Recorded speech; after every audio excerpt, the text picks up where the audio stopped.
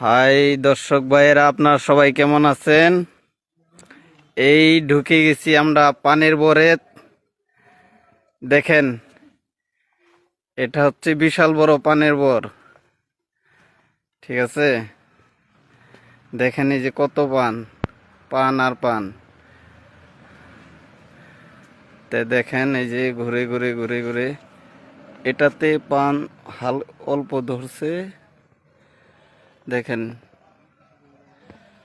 বিশাল বড় পানের বর। এখানে আমাদের বড় বোনের এটা পানের বর।